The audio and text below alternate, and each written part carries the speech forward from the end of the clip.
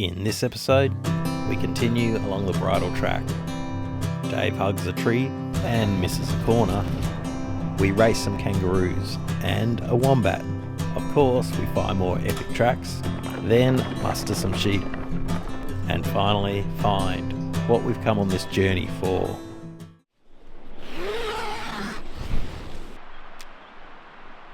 Morning. We know who the firebug is. Nice teepee.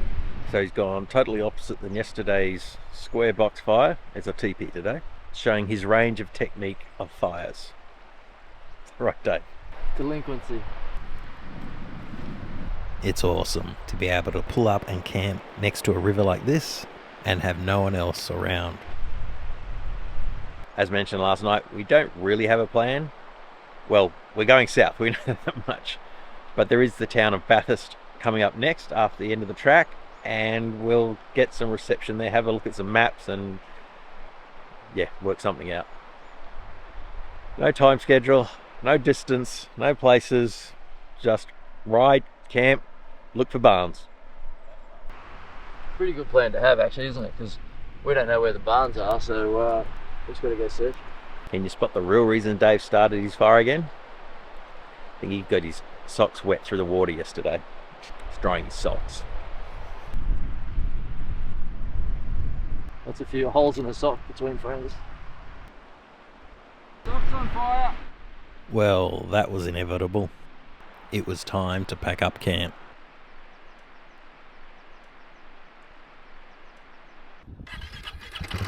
We rolled out along the small track we'd come in on yesterday.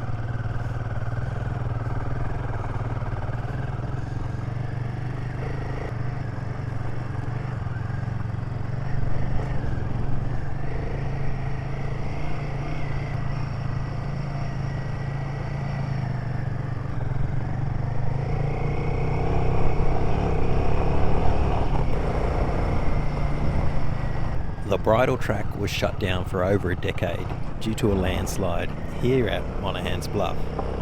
It only opened up again a bit over a year ago when they finished this bypass up and over the top.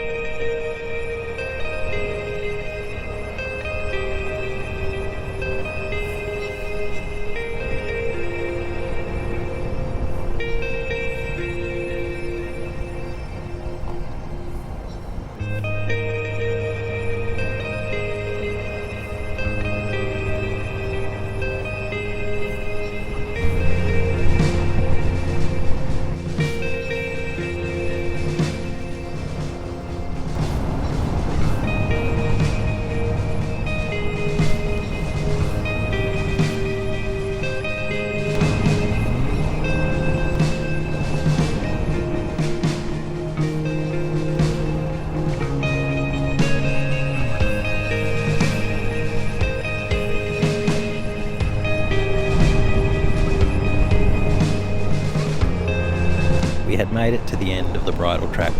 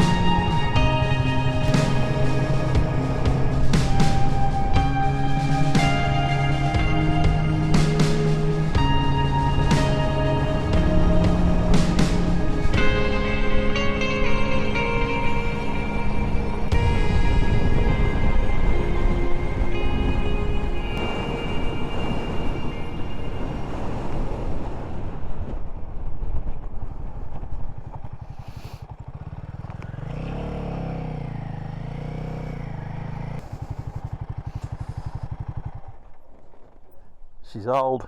It's worth a stop. I don't know what they are, but they look 1800. Another quick stop for these two 1800s. So the wood's probably too old because the outside's still a tree. So one side of the plank has not been milled flat and still has the curvature of the tree. Of course, Dave found someone to chat to. More or less, the people who owned the place, they used it as a, when they come out to work the farm. There was another big one across the road. People lived in that one, geez, not long ago. There was a murder there. Here at this house? Yeah. Yeah, really? What's the background with that? Somebody rooting around, I think. That's what it was. There you go. We were invited to take a closer look. See this old insulation? Mud. This mud, yeah. That's a good find. Two barns across the road from each other. One stop. One stop. We rode the short distance into the town of Bathurst. Dave was on the hunt for coffee. He found a small, hole-in-the-wall coffee store. So while he filled up, I looked for more potential dirt tracks heading south.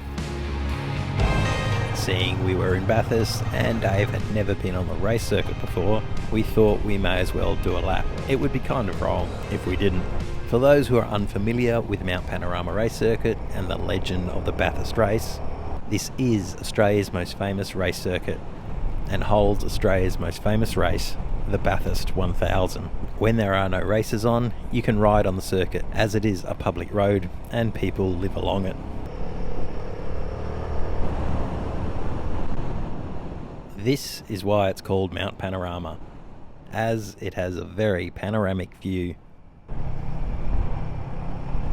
It still boggles the mind how fast the race cars come down here and still manage to keep it off the walls. Well, most of the time.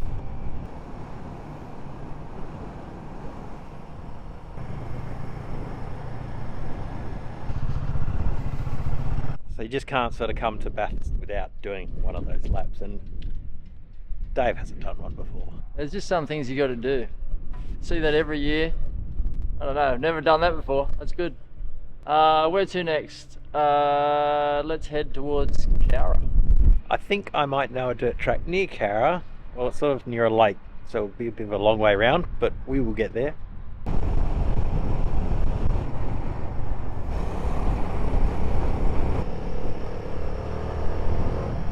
We got to the main road, where they were resealing it. First, the tar truck went past, laying down the layer of tar. Then the gravel truck. The trucks are not quite wide enough for a single lane, so a second truck with a little gap out the tailgate to fill in the rest. Then come a couple of rollers. Why aren't all roadworks that quick?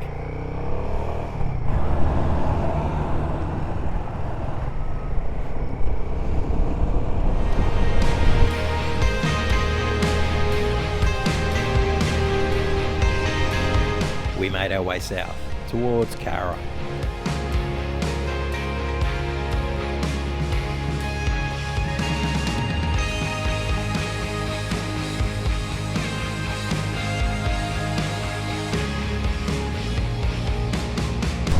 I looked back and Dave had pulled over and rode into a property.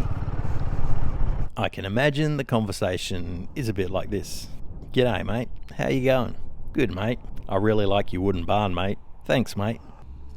The old guy said it was the original town's police station. Dating back to the 1890s. So they would have had their horses in there. Yeah, right. I think Dave has found a kindred spirit in the chat department. Blackberries and nectarines all growing wild.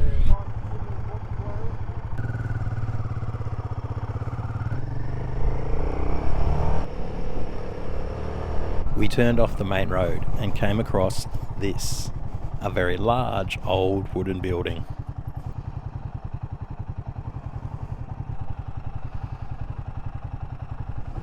Dave saw a guy mowing his lawn, so went to see if he knew anything about it. 1880s. It's the old theatre. It closed down in 1970. The guy who lives in the house behind us, who's not there at the moment, he owns it. He's always had intentions to do it up, but he never did. Beautiful old structure. He reckons inside looks really mint. Yeah, worth looking at, but we can't get inside, so we'll just keep going. The patina on this place was pretty epic. We continued down the small country road, which soon turned into dirt.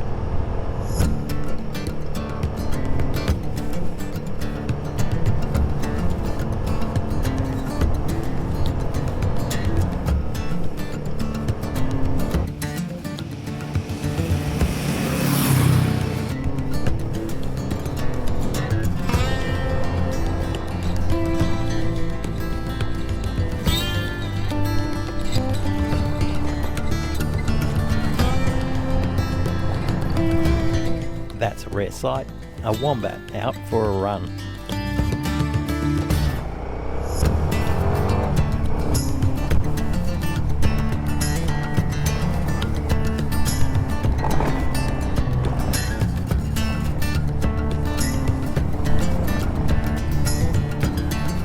Someone couldn't quite make the corner, so went for a bit of an excursion.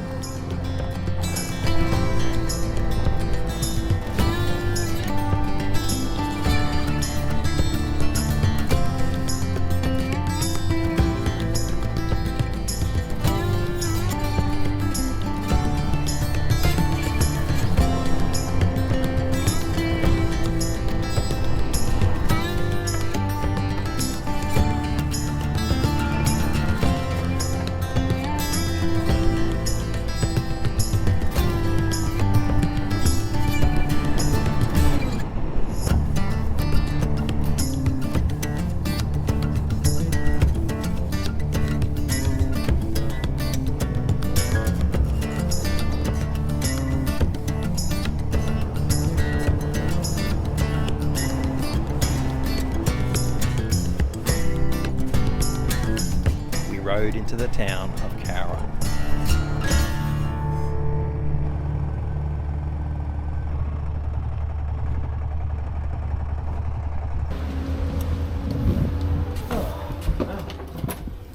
Seeing Dave need to wash some very smelly socks and a few other things. We've pulled into this motel and I really need to power some stuff up again. So it's probably 4:30 in the afternoon, so just a shorter day, but it has been another just epic day. So much fun.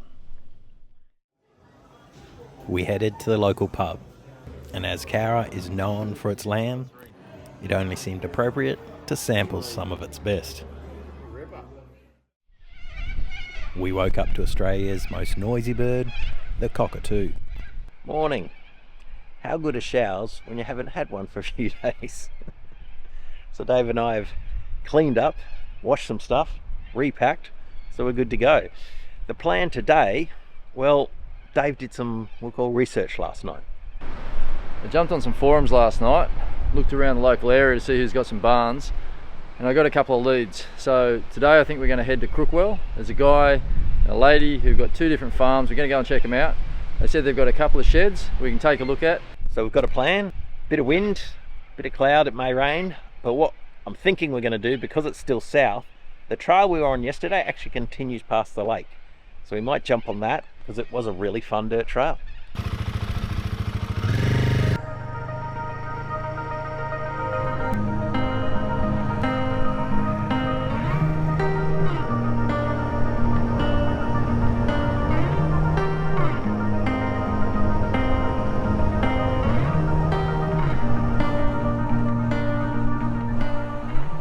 That's beautiful in this setting. Beautiful, yes. Windy, definitely. We travelled down the road a little further, then pulled over. This is breakfast. What do we got? Lemon and pepper tuna and a wrap. We hadn't eaten anything this morning, so we've pulled over as it was getting quite cold. And Dave is a skinny man, so he's going to pull over first. Then he also eats a lot, so we're having some food on the side of the road. Dave's gone with tuna wrap, and I'm going with I'm going pretty classy here. Salmon with onion and tomato from Mr. John West. One of the good things when you don't plan anything, you can just stop whenever you like. And with that wind, we've actually had to slow down. You knock off about 5-10 kilometers an hour off the speed limit and it just becomes comfortable. Up at 100 k's an hour, it was just, you're really having to concentrate. So we're just going to cruise it for the south. We're hoping we're going to go on to dirt soon. No idea where this track goes. Well, it was only a few hundred meters before we were back on the dirt.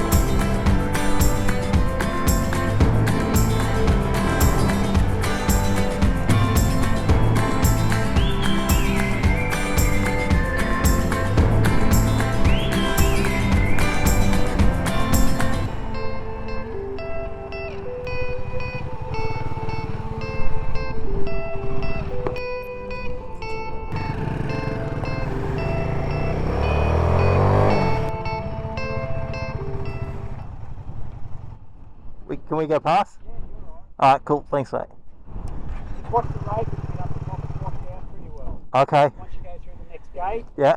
sort of going up the normal thing, it's sort of, oh you're right, it's just sort of keeping a little bit sort of washed out a bit. Sweet. Thanks so much.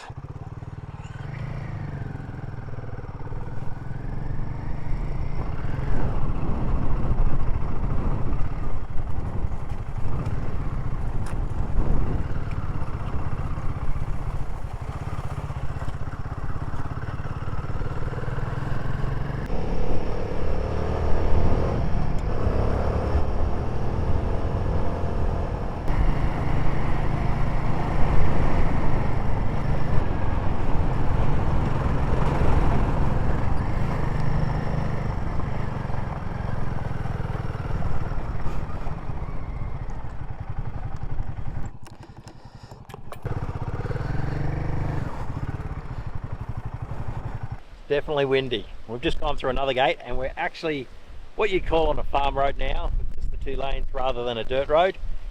Apparently the farmer said you might get a little rutted out ahead, but still passable. And we've just come past, I think Dave said these are stringy bark. Although it looked like Dave was hugging a tree. How big, Dave? He was actually trying to work out its circumference. About 3 of me.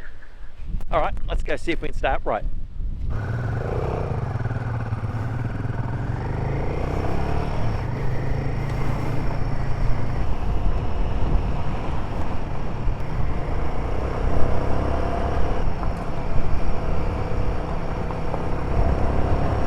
There were some ruts in the trail, but they were only small.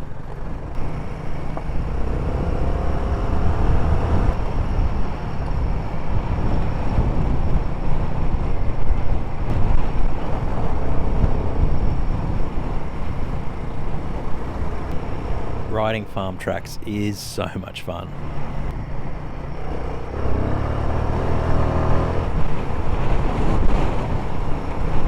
We eventually came out of the trees onto open fields.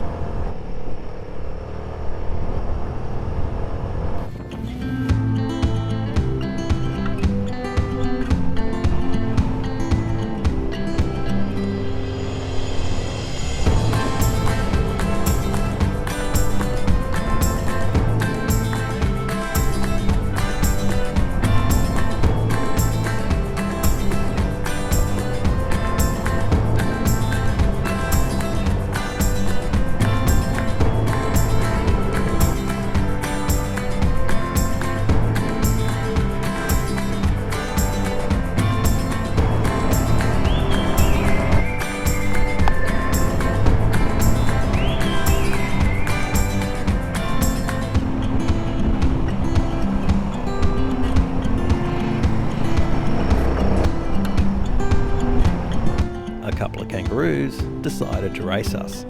And well, they were winning.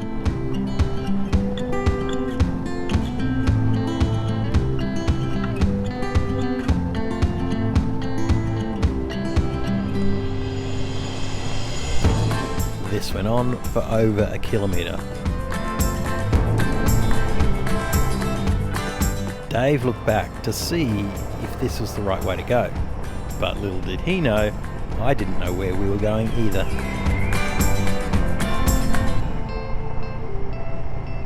So I was having so much fun, I forgot one, to look for barns, and the other was I didn't take the turn off to Crookwell.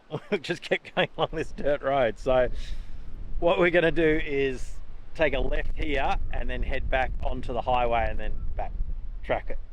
I don't know, might be an hour. I know Joey's motorbike adventures are few and far between, but if he ever rings you up and says, we've got a bike, we're going, say yes. That was insane. The wind's been blowing all day, so it's been pretty hard to hang on. Road's been really easy to ride and just beautiful sections. But how's those kangaroos? Never seen anything like that before. Flying along 3 kangaroos to ride with you for what? I don't know, a kilometre? I looked down and they're going about 60k an hour as we were going beside them.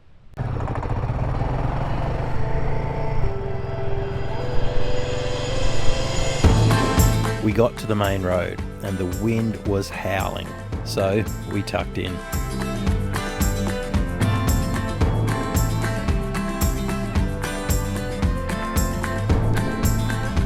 There was light rain and it looked like it was going to get heavier further ahead, so we pulled over to layer up and get our rain gear on.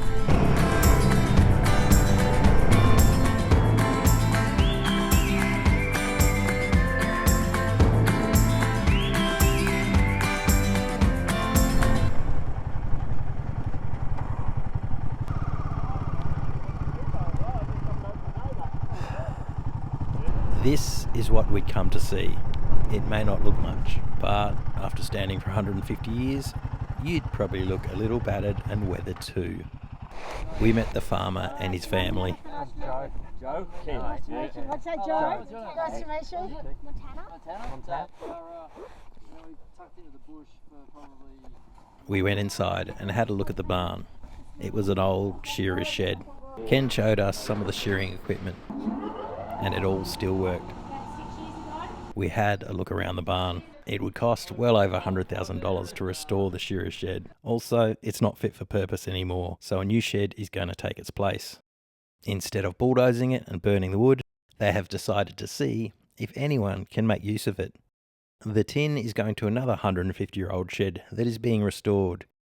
Like this stuff interests me a lot. Like I can see tables out of this kind of stuff already. Like that's amazing. And like all this, like these boards would be amazing. I could make some beautiful stuff with that. And then any kind of, I'll have a look at like the rafters. Shed's supposed to be one of the original ones built here. Yeah. I'm guessing it's 130 to 50 years old. Yeah, wow. And everyone used to bring their sheep here to get shorn from the original shearing sheds in the district. So. And how long did your father have this for? He brought it in 1948. Oh right. So you've been here all your life on it? Yeah. You took over it from your father? Yeah. And this shed was standing when your father bought the farm? It was an old shed then when I was born, yeah. When he brought the farm, was an old shed, so. Incredible. Yeah. Ken showed us the old milking shed. He would know so much because he's the only one out of 6 kids that ever had to do it, apparently. Right, milk the cows. Original one. I think that is about as simple as you can make a stool. He milked the cows. Like that. Well, Dave was stoked with the barn find and would come back with some tools and his truck to start pulling it apart. I'm not sure if you can hear it, but it is still very windy outside. So the farmer has kindly offered for us to sleep in the shearer shed. So we've taken him up on that offer. So we'll be probably the last people to sleep in here. I'm gathering over the years, probably a lot of shearers that have slept in here. You might call this our Airbnb for the night. A very authentic, experienced Airbnb. Social award seems appropriate for me. Talk to anyone. We laid out our beds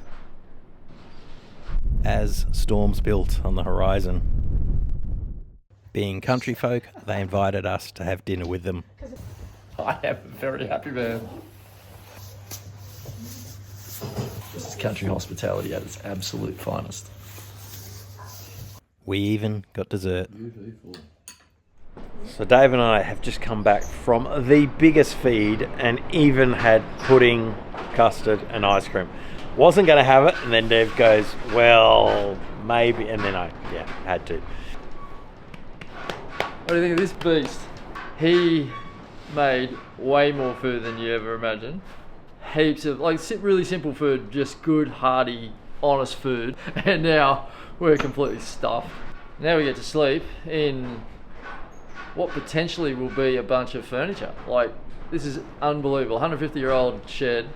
Exactly why we came on this trip. No idea where we're going, what we're going to find, and landed on this place, somewhere outside of Crookwell. Like, look at it. Like, it's absolutely everything I could ever dream of. Like, we don't know what the timber is yet, but the farmer was saying possibly Tassie oak, possibly Huon pine, so I'm not entirely sure yet, but we'll mill that up and see what it is. Look at it. Can't wait to touch this and make something out of it. But right now we're going to sleep here. We're going to sleep with the ghost probably and see if it's haunted and scare ourselves. No door on the shed. With that thought, we called it a night. We woke up at dawn. The sheepdogs were excited, as it was time to muster, and we were invited along for the ride. I jumped on one of the farm's quads, and Dave went with Ken. We drove down to the back paddock, where Ken let the dogs do what they do best, and run they did. I was staying a bit further back, so I didn't get in the way. He's a little dwarf lamb. Born a little dwarfed. Bad feet and that on him. So he's a bit slow. I'll give him a lift. We moved the sheep through the paddocks. Well, the dogs did. We just watched. Got myself a friend. I'm just going to go and close you out of the gate and come back. I'll stay here. You're in charge of it. Well, apparently I've been left in charge of the sheep. I should probably just sit still, I think.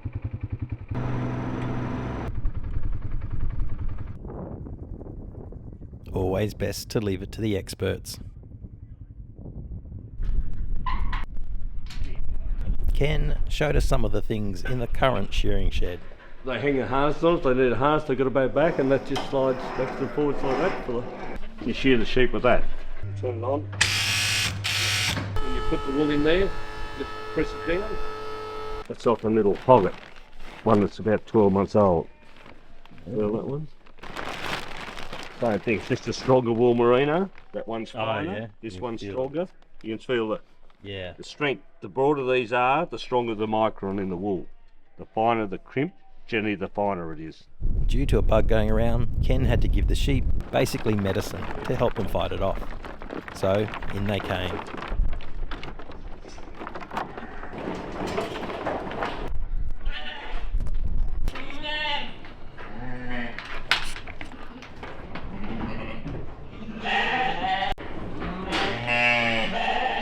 There was one last thing to do before we left. To pull up some samples of the wood so Dave could check them out.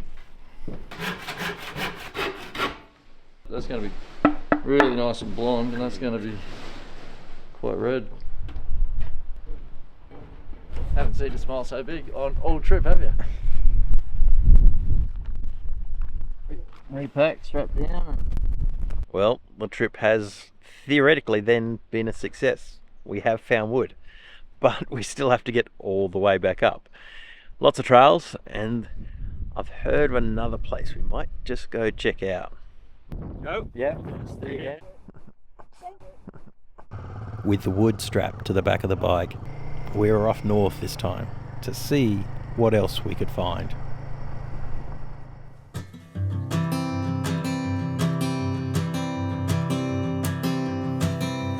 Oh my love, you're such a fragile thing, I know. In the next episode, we find more dirt roads and stumble onto a random track. We cross a rather large bridge. Dave tries to get us to the beach, but fails. We have to deal with a flooded river. Then we ride into a 7th generation farm, which has been in the family since 1830, and get to explore their tracks.